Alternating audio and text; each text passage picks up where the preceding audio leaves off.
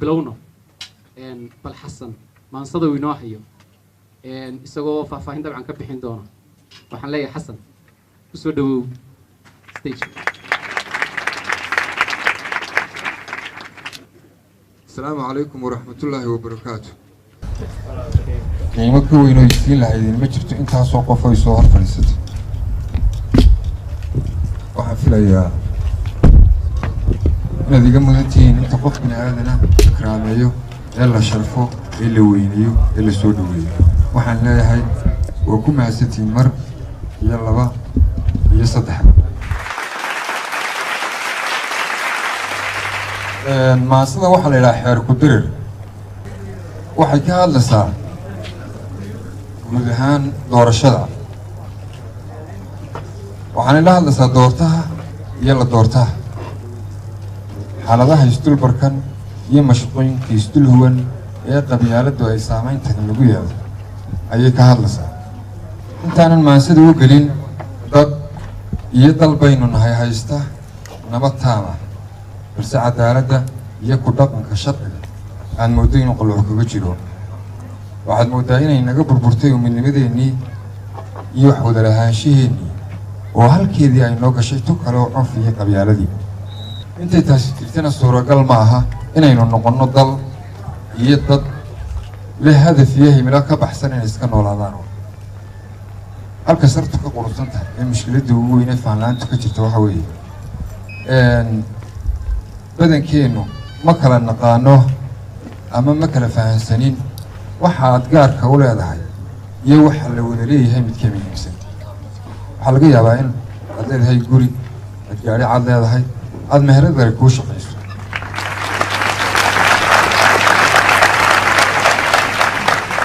haddana ahmiyadda aad meheradaada iyo waxa aad gaarka u leedahay aad siiso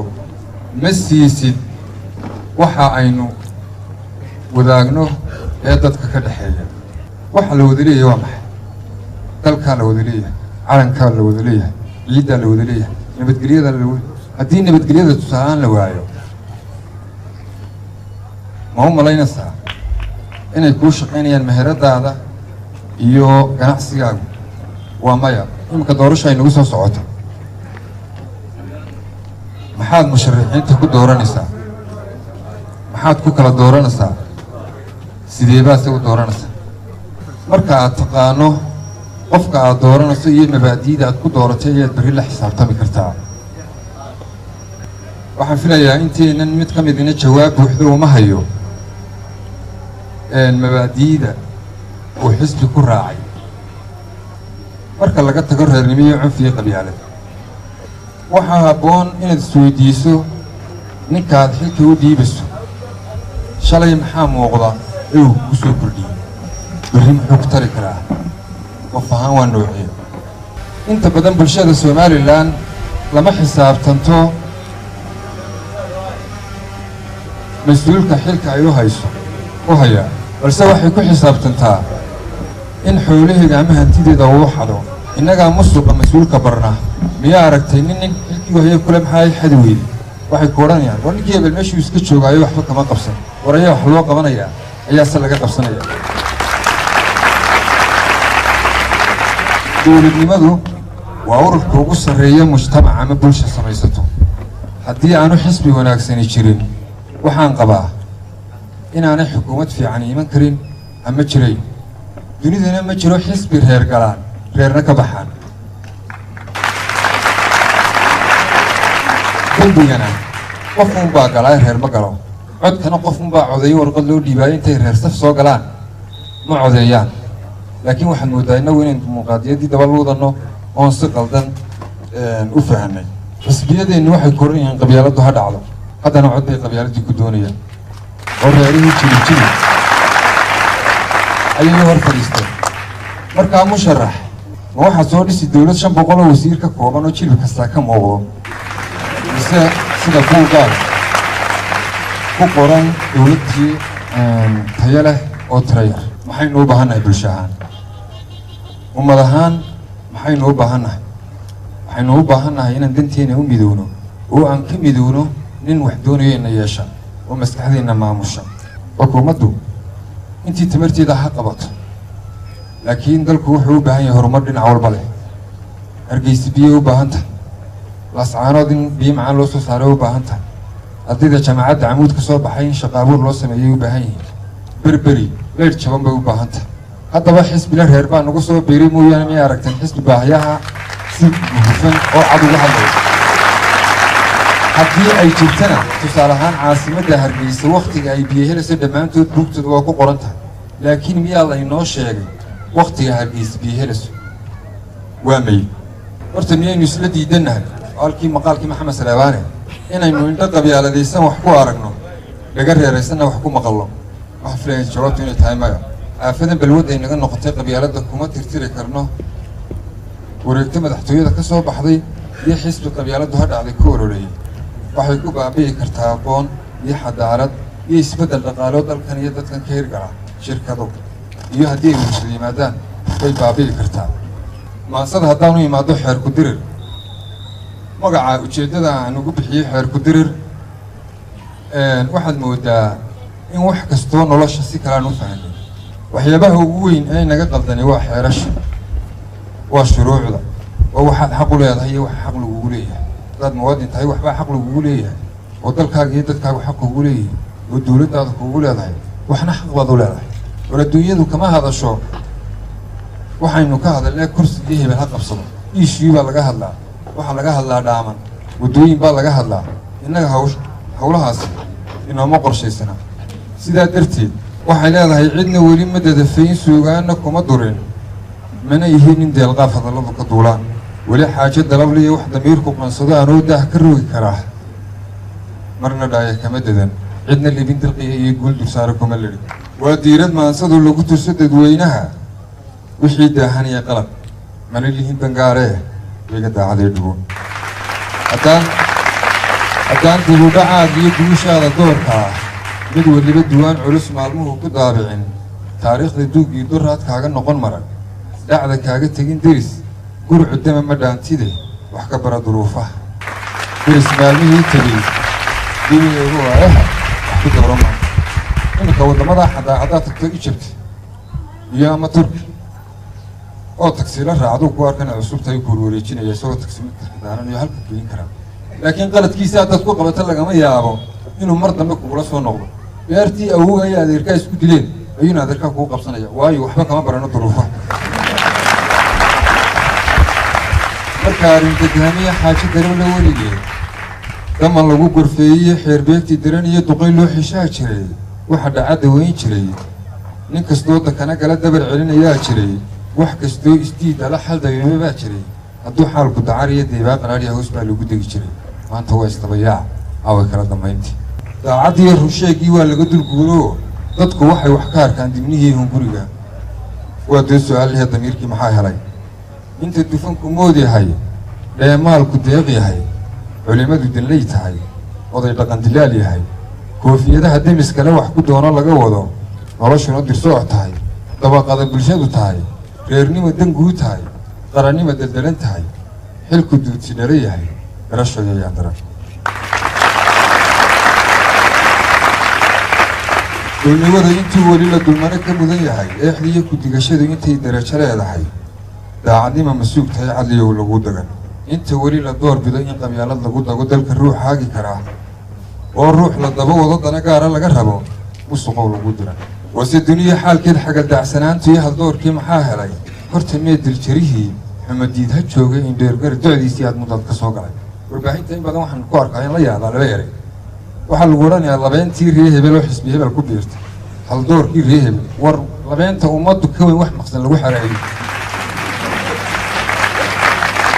ninka nabadda dayn ku leh ee diriir ka baaqsaday hawsheega dunidee, qof dastuurka magansaday sharcigana dabiib biday, oon xeer dufaacayn awoodaha dulsaarka ah maxaa uga damiin noqon? mar haddii rag doobshaan guludaabka haystaan, jirta meeshay doonaan, ama maal ka dooxaan malaayiin dhamqaysoo deednuhu heyti iyaguna ku doogaan. waxaynu ka guurnay habeelaadkii, waxaynu xisbiya noqonnay, qabiil baynu duurnay maxaa dacali noo sulay, xisbi baynu dirannee maxaa duqay noo xidhay, dowlad baynu aragnee maxay daw u leedahay, dimuqraadinimada iyo ismagala dursoociyo dabarkeedu waa maxay? sharcigiiyo dastuurkiiyo xal mastuurka dabayaal midkeebaa danteena ah doortahan la doortaha reernimo ku doorbiday dalkan aayihiisiyo qaranku ku duulee berriyuu dardaar weyn goormuu nin damcalihi daacadnimo ka faanaa runta dacal ka dhaafaa xaqiiqada ka diiraa goormuu dadweynaha u timaa durbaanada hadhow lagu dagaayo duutiyuu ka kow yahay waa dood su-aalaha qofay baahi dirasa wax ma dooran karaya dad qabiiluu din yahay ma ku diirsadaa qaran shacab kala dareen iyo midnimada ma doonaan odayaal la dirayaa xaq miyay ku doodaan misna may ku durayaan qolo ma ugu diranta xisbi aan ka doodayn dal siduu u hagi karo dad siduu u dhaqi karo mabaadii ka dayraa balse dumarka shirin karo oo durbaanu tuman karaa codku ma haddii dhan xog haga doonaa afarta layne ku qoran ballanqaadkiisuba kana ku qoran wax alla waxay ku kala duwan iminka siyaasiyiinta soomaalidu ama kuweenuba similarity waraabahoo kale leeyihin waraabuhu markuu cuno markuu saa u qanino uu qaylo uu shirira si hadhow toola ama wax loogu jiido hadduu dhiig yeesho kuwii kalaa cunaya isagii baa la cunaya iminka keenna godka ku dhacay siyaasigeenna birtaa la marinaya xaggaa waxay ka maxay heedeen waxbay ka wadaagaan dhinac kale marka laga eego shaarshaaridana waxbay ka wadaagaan oo shaarshaarid waa islaanta istaanka taaganah iyadoo booran u baxasa bay dhaba tagasade xisbigan ku jiri kanuu gelaya kanuu bax oo waxyaabaha jahawareerka ugu waca dayrtaba hadduu deeqluhu raxmaad shubo doogii caleentii dunyada ku nooleed haddaan laga daryeelayn diir baan looga taageerin waxaan taa ka duwanayn nin dan lihi dantiisuu danta guudu u yaqoo dan yarey aduunbaa ku dan seegay qayree dan wayaan lagu tumin duruusaha siyaasigu daabic iyo durweeye bulshay waa digniin culus marna waa dardaarana shalay iyo wixii dumay maanta iyo wixii degan berri iyo wixii dedan usargu dantaadoo xaqiiqada la noqon diris xorka noqo damiirkoo dantu yaanay kugu qaban dabar yaanay kugu xidhin kuna hagin duruufuhu masiirkaaga doorka ha ku diirsan shilimaad garashada adoon dadin ha ku deganin qiirada durbanada qabiilada keligii dabsaaraha keligii deglaystaha keligii danaystaha baaji doonistiisoo intaan duuba loo xidhin dusha sare ka sii garo dib wuxuu ka noqon karo ilduuf waa mar keliye ilduuf waa mar keliye dibnadaad ka hiiftiyo yaan fartaadu kula degi moonka dare codkaagani kuu doorin kugu daran xillinkaad u dirasan yaanoo halaqu dooxiya madaryeele kugu noqon iminka haddaad foosto biyaa dul istaagto waxaa hubaalaa in muuqaalka sawirkaaga ka arki karto laakiin laba jeer iskama arki kartid oo marka ay biyuhu wasakhaysan yihiin iyo marka ay karsamayaan qofkuna laba jeer qaladkiisa ma arko markuu caadifadoonayo iyo markuu cadhaysan yahay inaad caadifad masiirkaaga ku doorato adoo kacsan ama reernimo ha ku dirto ama dana kale aada codayso adoon ayahaaga dambe eegin waa wax adiga dhaxalkeedii dhibteeda aad leedahay darajada ninuu rabo nin isili dadka u sheeg inuu diirtay ruux kale ma dariiqa guusha mise waa dabsii hore iminka siyaasiyiinteennin kanuu ammaanayaa ammaantii waxay ula gelaysaa inuu kii kala duro waayo yootanka bulshadu aadka ugu baahda ummaddii uliyo diir ummaddii dirya daab dan wadaag mataana ah soo ahayd ilaa dura waa tan kala dibbootee kala daama noqotee naxliguna dul joogee maxaa la isku dagayaa dumar iyo hadday tahay duqi iyo aqoon-yahan waa kuwan isdurayee ku coloobay doonkee bal maxay ku daaleen markay dooddu dhowr ruux kala dooran tahay war saddexdaan inaad tartamaya kii addan u aragto unbaa muhim iminka social media markaad fiirso waddankaaga saar hablihii oo kala baxay dumarkii raggii maxaa adiga ku daalinaya aayahaaga kaoda aragtun dooro qof kastaa intuu dadka dheeryahay inuu ka tilmaamaya haddaad wastaa tuu dalku nabad iyo wastanimadaad ku shaqaysan haddaad brofeseer tahay jaamacadahaasaad dhigi iminka ardayda jaamacadaha in badanoo ka mid inay joogaan baa laga yaabaa bal waxaan jeclayna weydiima waxaad wax u baranaysaa in lagugu yeedho magaca jaamici mise waxaad wax u baranaysaa inaad ku shaqaysato mise waxaad wax u baranaysaa inaad dal iyo dad aragti ku keentad wax ku bedesho saddexdaa jaanisba haddaad wax u baranayso saddexdaba waad haysaa haddaad in lagugu yeedho jaamici wax u baranayso annagaa ku odhan maqaaxiyaa ka buturi haddaad shaqo leedahayna dalku waa wada fursad runta marka la doonayo haddaad aragti ku curinaysana siyaasaddii baaba dhallinyarada loo furaya dee wax beddel anaa dawladoodi karaa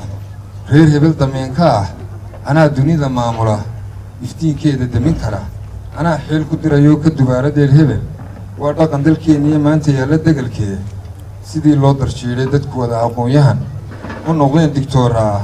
lama kala dambeeyee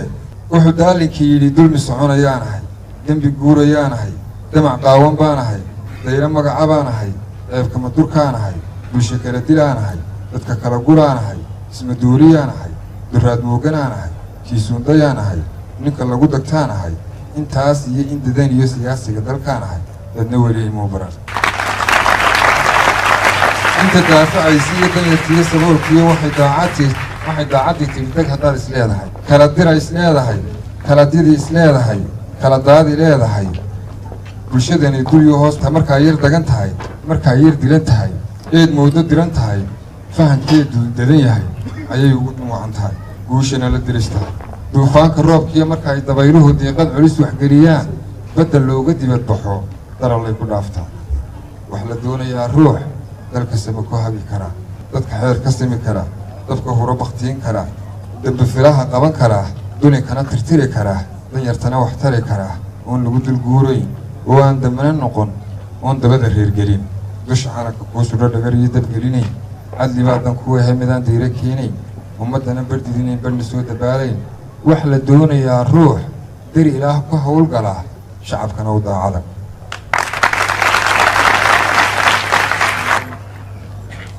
imika madaxweynihii dalka South Africa ee geeriyooday Nelson Mandela inkastoo isagu xorriyad u dagaalamayay xaakinkii ku xukumay 27 sano ayaa mar kale madaxtinimada dalkaasi u dhaariyay waxa uu inoo argoosto iyo waxa kala weynayd in dadkiisu ay ku noolaadaan cadaalad iyo sinaan oo dad siman ahaadaan ninkii la odhan jiray Martin Luther King isaga laftigiisu wuxuu hirgeliyey in 49 sano ka bacdi inaan madowga Maraykan ka taliyo kuwa in badan oo ka mid ah dadkeenu kama liitaan laakiin bulsho ahaan aynaan bislaan sidaa darteed waxaynu u baahannahay hogaamiye bisil si loo helo bulsho bisil dalku bisan yahay daara dhaadheer buu leeyahay Hargeysa maanta waa caasimad guud ahaan dalku waa horumaray in laakiin dalku aad u dhismo waxa ka muhiimsan in dadku dhismaan ilaan haddaynan dhisnayn dalkan inagaa dumin doona berri in waxbarashada la xoojiyo oo jaamacadaha tirada badan ay cilmi baaris sameeyaan meelaha bulshadu ka liigaso meelaha bulshadu qaladku ka jiro ayaa muhiima horta maasadii xeer ku dirinaynta ayay ku egtahay